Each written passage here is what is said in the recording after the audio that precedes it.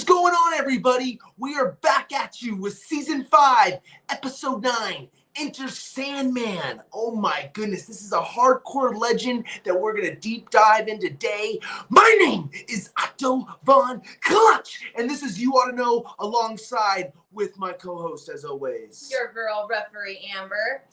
And today, guys, we're getting close to the end of the season, and here we are. We have Sandman. Now, this was an episode I was very looking forward to, and it did not disappoint. As always, they know how to make shit good. So let's kick it off, Amber. How does it go, basically? He starts off loving wrestling, man. Who doesn't? At the age of 5 years old, going back, watching WWF, watching Bruno Sammartino, the legends, the greats. He falls in love with it. He wants to get involved with it. He doesn't know how, but he wants to get involved.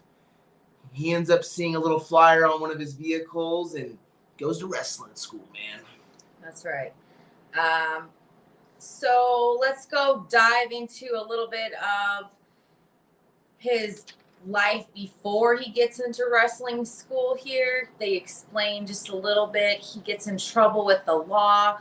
He gets arrested for burglarizing a home back in 1984. He goes to jail for a little bit, gets locked up, goes into the hole for 6 months for punching out an officer. So he's about to punch the inmate because he's watching the channel. He wants to be able to change the channel. Inmate's like, no, man, we're watching this today. He gets up and socks the inmate. Inmate ducks. Boom! Pops this is the guard behind him. How Amber says, ends up in the hole for 6 months. They don't go into detail how much time he did, but he did 6 months in the hole, which is basically no one around you, solitary confinement, basically. It's not looking good. Not looking good for Sandman. He said it happened for a reason, so he was happy that it happened. Yeah, he did say that. So here we go. He gets out of jail. He goes to a club in, I guess, a Philly club. And they had a Thursday night club night, all you can drink, $10 beers. He goes and's having a great time, dancing with the lady. She walks up to him. She pretty much takes him away from the dance floor, gives him a proposal of having joining the Chippendales, the Chippendale crew.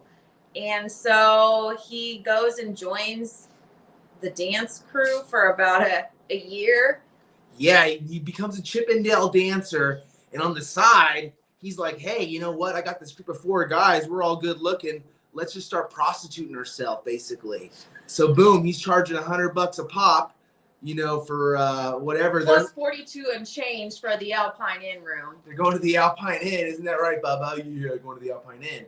And when they get to the Alpine Inn, woo, it's not good for his dancing career. He gets busted. Gets raided. Couple of state marshals, I think, bust him for the whole operation. They say, quit the job. We won't give you a hard time. Just quit. So he does. He didn't turn in the other accomplices, though. He didn't give up his boys. No, he didn't give up his boys. And then he meets his wife, Lori, who we get introduced to, who also has a long history in the business and managing. Yep, Peaches. Peaches, known yes, as Miss Peaches. And then then we learn about his training. So he trains at Tri-State Wrestling Alliance with Joel Goodhart, and then he has his first match within 3 months. And then he takes his surfer gimmick. He comes up with this gimmick of being a surfer to Eastern Championship Wrestling, which then will later become Extreme Championship Wrestling. Pays $3,500 to join the wrestling school, and he drops the surfer gimmick once Paul Heyman takes over Eastern Championship Wrestling, and it becomes Extreme Championship Wrestling. The first night, he gets whacked over the head, I believe, by Tommy Dreamer with the surfboard, and the surfer gimmick is dead. He forgets his wrestling boots one night, I believe possibly, let's just say the following show, he forgets his wrestling boots. And Paul Heyman says, I don't give a fuck that you don't have wrestling boots. And that's when it clicked in his mind that he could be himself. He could be this drunk, this partier.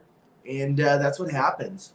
He was relatable. People liked him. He's just like one of the boys at the bar. Fight for you if he's your buddy.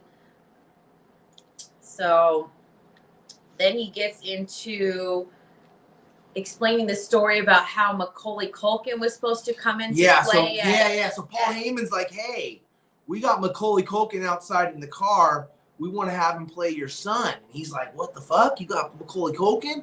And of course, you know, we're quoted. There's a lot of appearances in this. You're going to see Sabu. You're going to see Rob Van Dam. You're going to see Fonzie. You're going to see just tons of different faces. Raven. But how they said Paul Heyman could sell snowballs in a blizzard. You know what I mean? So, boom, Sandman's hooked. But no, there's a plot twist here. It's not Macaulay Culkin. No. It's actually the Sandman's son. What was the son's name? Oh, my gosh. I totally forgot to write it down. I'm sorry. I apologize. Hey, you should go figure that one out then. Yeah, so the son, basically, you go for it. Go right ahead.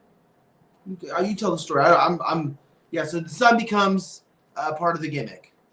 Then he gets taken away by Raven. The son and the wife get stolen by Raven. And then he pretty much becomes a star. His son is just like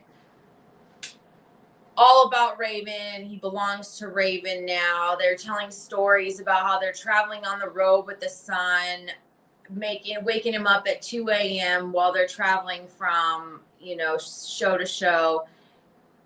Find a park, pull over, wake him up from his slumber, and then have him, cut this promo they're showing. And then they're showing the dynamic of how people they're trying to have to stick to the gimmick of making it believable. So they're having to switch cars on the road while they're having to swap cars on the road. So the wife, Lori, and Sandman can get the family back together so they can go on to the next event or whatever they got to go to. And then, so they talk about how the big, huge crucifixion of Sandman is just like a big old ordeal. They had to have Raven come out and make an apology. Sandman said he thought that was a whole bunch of BS. He did not like that. He didn't agree with it because, Kurt Angle was there. Kurt Angle was in the crowd, yes. Absolutely. Correct. And so Paul Heyman was trying to please the Olympic gold medalist to join his company. But because of that, Kurt Angle wanted nothing to do with ECW. Later on goes to, of course, WWF at the time.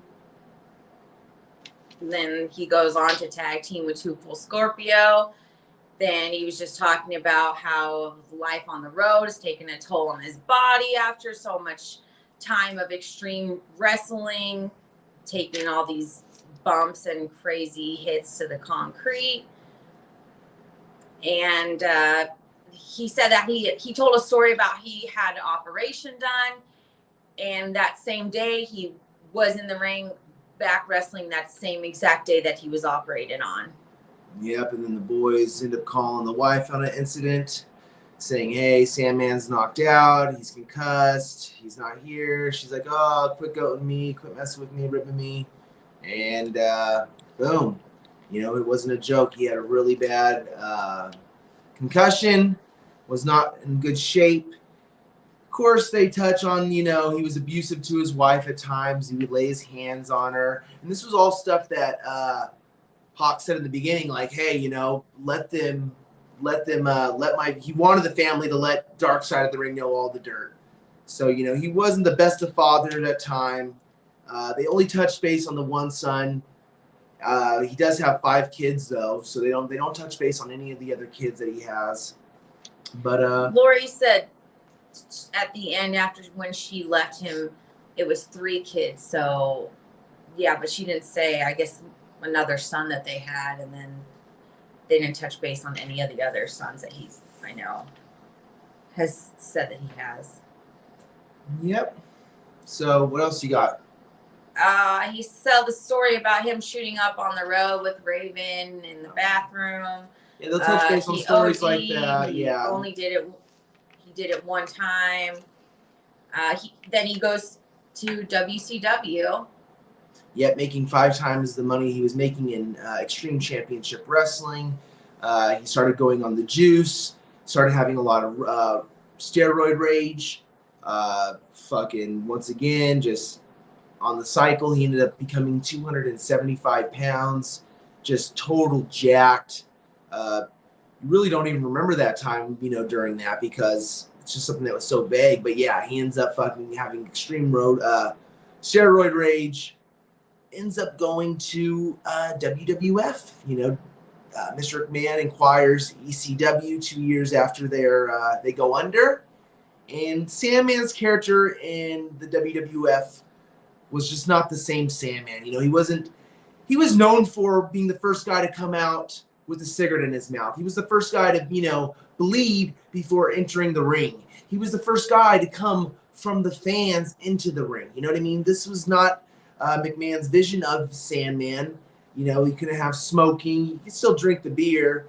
But, let's be honest. Sandman's character, who knows? Stone Cold Steve Austin, we all know he stole the gimmick from Sandman, because Sandman was doing this way before Steve Austin was doing it. So it's quite fascinating if you think about it. You know what I mean? Like, what would Stone Cold Steve Austin be without Sandman? You know what I mean? Without that guy that was out there, bending the bar, changing the landscape of this business. So it was very interesting. Once again, he's still alive. And it's nice that this is around, because he's able to kind of come to peace with his family and with his son that, kind of went through hell with his father. And really, that was about it. Anything else, Amber, that they touch on? Really, that's it, really, huh? This was actually a very fast episode. It was the same amount of time as all the other ones. But, of course, there was just less. It wasn't as much. It was still sad, don't get me wrong, but it just shows you the dark side of the ring, right? He brought his family involved, got real hairy. There was times where they would have to drive miles and miles and meet at some random gas station or rest stop just to switch cars, because, at the time, kayfabe was still alive. Kids were finding his stashes around the house, and that's never a good thing. Yeah, it wasn't good, so.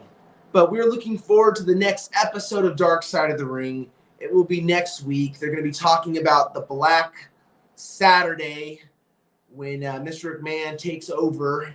And, and this will be the end of the series of the Dark Side. But if you want to see any other episodes reviewed, just drop a comment of an episode of Dark Side that you would like to see, and we will definitely check it out. Guys, thank you so much for joining myself, Otto Von Clutch, for joining Ref Amber, and, of course, our boy, Bubba Wilson.